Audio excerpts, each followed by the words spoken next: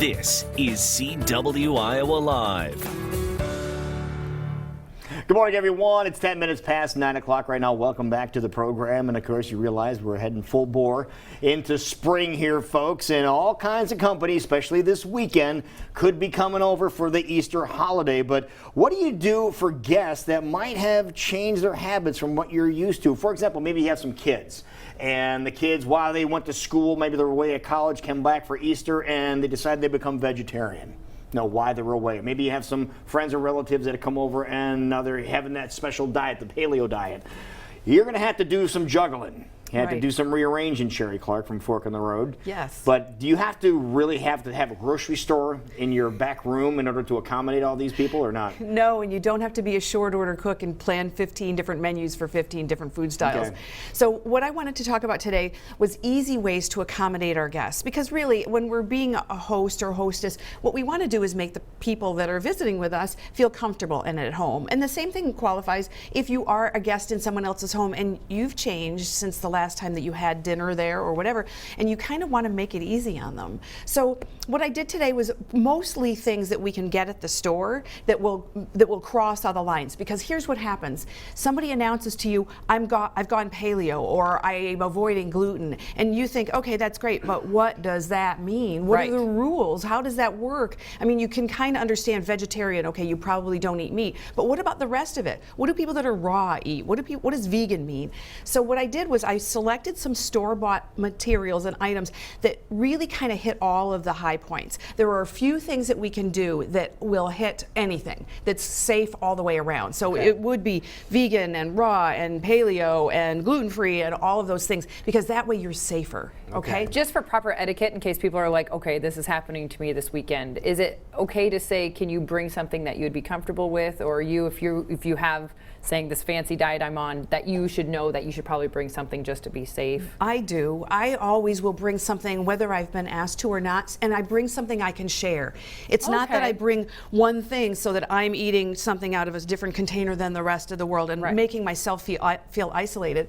I'll make, for example, a salad that I know would appeal to everybody. I'll eat a lot of it on my plate, and they can have a little bit as a side, and it's a conversation starter. Yeah, and it's also kind. It's nice for the host or hostess so that they don't have to do all of the food preparation. And it'd be a learning experience for the other people so they know what you're going through. Exactly. And if you use an unusual ingredient like nutritional yeast, which is we've used here on the show before, then you could talk about that and what that means and how that might be applied to them. The important thing, especially for the guests that are changing their diet, and this is just a tip that's a little bit off topic, is don't proselytize. There's no right and wrong here. And you're hearing this from me. I have a way that I choose to eat, and I don't judge the rest of the world. I don't foist it upon them. If I have an idea of something that you might like, here, try this, and if you don't like it, I let go of it. Right. So, I don't talk about why you should eat it. Right. Just we can all be in peace. Keep that in mind. Along, right? But in case we want to help out our friends or family members that might be making new choices in their life, what can we provide them that's going to be simple to do, because Easter's only a couple days away? Exactly. Well, let's start with breakfast, because you're going to get up Easter morning perhaps, and a lot of times we're doing things like making eggs and toast and that type of thing, and people who are vegan aren't going to eat eggs, and people who are gluten-free aren't going to eat traditional toast. So there's a few things that we can get at the store that are great. You've seen me talk about the chia pod before, which is really nice, and the chia pod is it's all of these, again, we're gluten-free, in many cases we're added sugar-free, dairy-free, we're vegan. So the pod is good. It's nice by itself. It's also good put on yogurt. So it could be part of the breakfast buffet, if you will. I have 3 different kinds of cereals that all fit into the different categories, and these are all wonderful options. Depending on your taste, I will remind you that if you're used to traditional granola or making oatmeal, that is not, even though they call it gluten-free, it's not grain-free. So people that are avoiding grains won't eat oatmeal. No gluten in it, but there is grains. So I'm trying to hit all of those things. Okay. So there's a difference between the two things. So just read up on it. The cool thing about these is that In many cases, the labels, there'll be a lot of different things that you can read on the labels that will tell you. So for example, here, if we can get in close, it'll tell you that it's non-GMO, that it's organic, that it's vegan, gluten-free, whatever those kinds of things are, whatever the criteria that you're looking for. So make sure that you read the label. Look at it'll tell you the kinds of things that you want to know. Okay. Then let's move into more meal kinds of things. You know, I really love wraps. This one is a fabulous one. And also this one. Both of these are good options for if you're doing something like having tortillas or you're having tacos in the rest of the family. With the rest of the family, these two options are great. Now, you might look at them and think to yourself, well, that's not inexpensive. This package can run $6 or more. Oh my goodness, okay. But there's 8 in the 8 servings. So if you look at it that way, and if you also look at it as your family members are going to be able to partake and not feel weird. So, and these last a long time.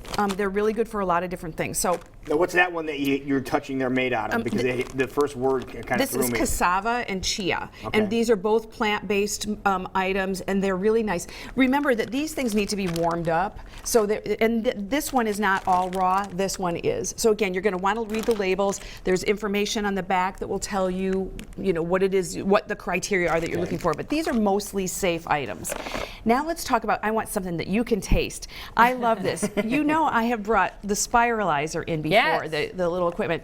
It's already spiralized, people. You don't have to buy the Are you equipment. serious? No, they have this. I bought this at Natural Grocers, and I brought you and some of my garlic scape pesto that I made last spring and froze. Okay. So you can do this. You can do this at home, but just buy it, keep it in the fridge. It lasts a long time. And here's the other thing: these can be heated. So people that prefer, this is just, I bought this one, this is a butternut spirals. They have zucchini too, but we haven't had this on the show before, on the program, so I wanted to have you try that. So you can do that, you can warm it, you can just gently warm it on the stove, you can throw it in a salad, you can do a lot of different things, and you don't need the equipment. Love that. How about that? And it just kind of takes some of the work. Yes, exactly. I lost some knuckles last time I tried that.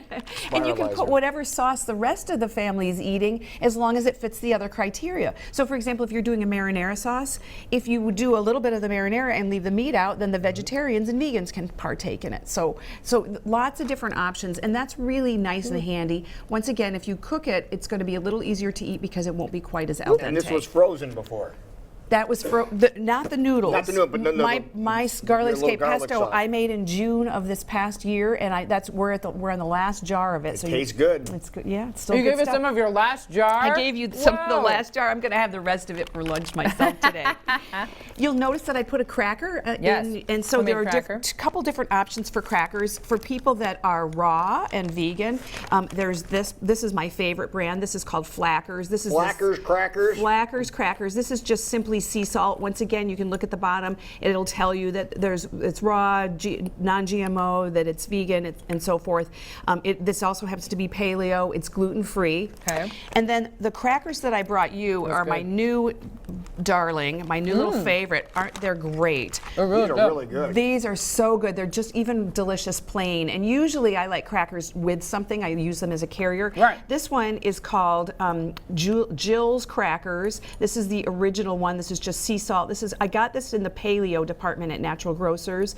Again, gluten-free, non-GMO, very few ingredients. They're just lovely, and they come in this little plastic container, so they store Keep them beautifully. sealed nice, because that's the worst thing about, especially gluten-free crackers, if they get stale.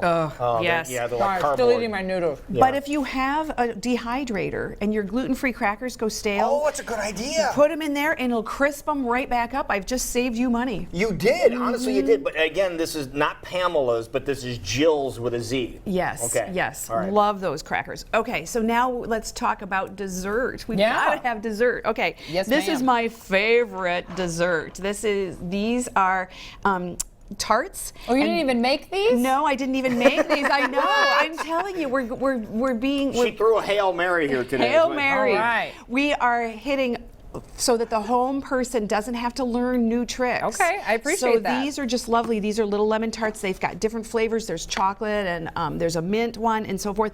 These are raw, gluten-free, added sugar-free, dairy-free tarts that are dairy-free. It's perfect. Are they taste-free or not? No. You have to try this. You'll just love them, and you can pick it up and eat it with your finger. It might be easier than trying to use the fork. I do love lemon and I do love tarts, so I'm excited for this one. And the crust is really nice, and it's got a little bit of nuts and some coconut in it. Oh, that's good and tart. It's really good. I just love it. That is really good. It's not ridiculously sweet. No, that is really awesome. Yes. That's good. Wouldn't that be delicious? Where did you get those? Puckers your cheeks a little bit. All of the local natural grocers has them. Campbell's carries them. So yeah, you can get these. I think Hy-Vee, I've even seen the in Good Lord, those places. are good. Yeah.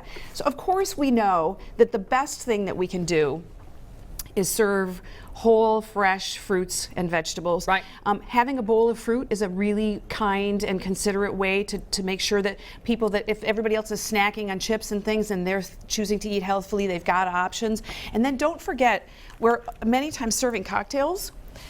So sometimes people make the decision that their healthy thing is going to be that they're going to go alcohol-free or that they're moderating their alcohol. So I made you a little drink here. All it is straight lime seltzer water garnished with a lime. The important thing is I put it in a pretty glass so that you look like you're part of the party too. I haven't set you aside. If everybody's got red Solo cups, I'll put yours in a red Solo cup too. If everybody's got a nice fluted glass, I'll put yours in a fluted glass. I want you to feel as though you're at home and I care enough about you to make you included. So these infused seltzer waters are really getting popular. They are great too, and the nice, the thing I like about them is, of course, I'm going to read the labels, and there's not added sugar and so forth. Very subtle. You could put more of a squeeze of your lime in there if you wanted it to be. If you wanted something a little sweeter, I just put 1 drop of lemon flavored stevia. I was going to say, I could see like a lemonade-esque type going on with this. Or you could use that to top off if you are imbibing. You can use that to top off and water down your drink a little bit, which is usually a good idea. That's a very good idea.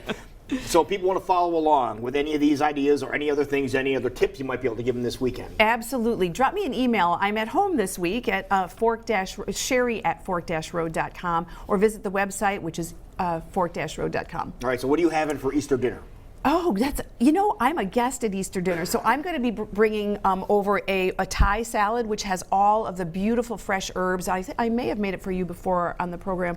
It's got fresh herbs and a beautiful homemade dressing, and I will make a huge quantity of that so everybody can share in it. Perfect. Nice, great ideas, and hopefully you're enjoying Easter holidays with your friends and family and giving you some great tips. If not on a new diet, maybe just making healthier choices this year. Thank you so much, There's lots of options. Appreciate it. I want more of those lemons.